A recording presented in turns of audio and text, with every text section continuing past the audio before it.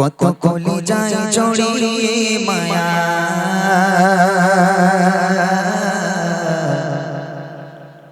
চলে গেলে দূর আমরা আমাদের এখানকার মানুষ তানাকে চিনতো না। ওনার মানে আমাদের যিনি মরহুম আল্লামা খালেদ হুজুর রহমাতুল্লাহ আলী তানার প্রতাপপুর দরবার শরীফ তানার। তো আমি সেখানে একটা প্রতিযোগিতায় যাই, আমি জাজমেন্ট করি। ওখানে ভীষণ বড় একটা প্রতিযোগিতা হয়, সেখানে আমি জাজমেন্ট থাকি। তো ওখানে প্রথম বছর জাজমেন্ট করতে গেলাম, সে বছর হুজুর কেবলা ইন্তেকাল করেছেন এবং কমিটির ছেলেরা এসে বললো, ইমরান ভাই আমাদের প্রতিযোগিতার শেষে আপনাকে একটা আমাদের হুজুর কেবলা নিয়ে গজল গাইতে হবে। তো আমি ওখানে বসে গজলটি লিখেছিলাম এবং ওখানেই গিয়েছিলাম। একদিনে 1 মিলিয়ন প্লাস ভিউ হয়ে গেছিল।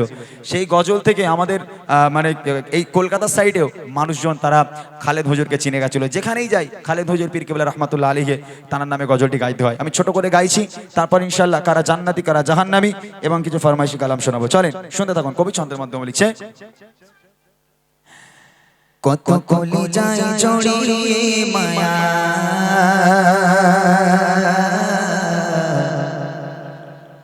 চলে গেলে দূর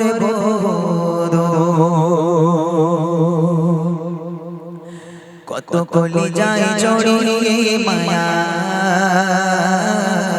চলে গেলে দূর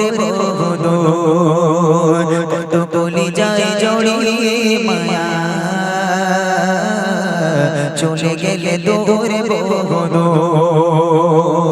প্রাণ প্রিয় মুর্শিদ আমার সৈয়দ খালিদ হুজুর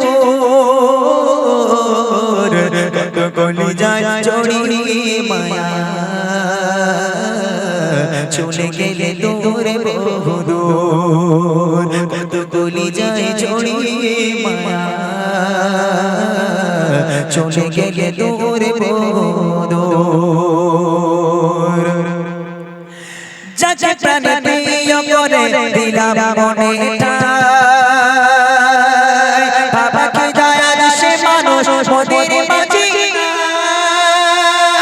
যাকে প্রাণ প্রিয় করে দিলাম মনেটা বাবা কি দয়াল সে মানুষ মোদের মাঝে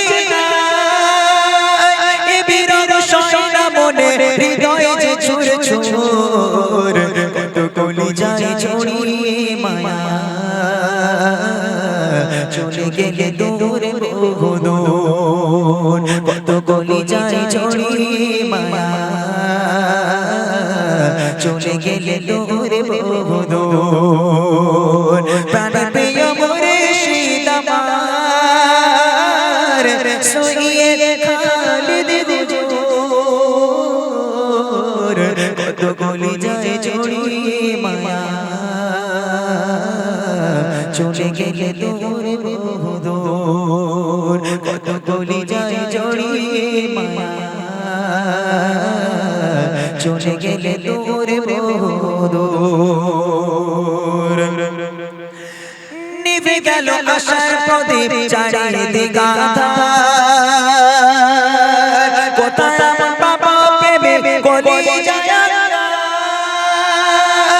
নিভে গেল আশার প্রদীপ চারিদিকে আঁধার কোথায় আমার বাবা প্রেমে কলি যায় তুমি ছিলে মোদের তরে দিছিলামের সুর কত কলি যায় জড়িয়ে মায়া চলে গেলে দূর কত কলি যায় জড়িয়ে মায়া চলে গেলে দূর প্রাণ প্রিয় মুর্শিদ আমার সৈয়দ খালিদ হুজুর কত কলি যায় জড়িয়ে মায়া চলে গেলে দূর কত কলি যায় জড়িয়ে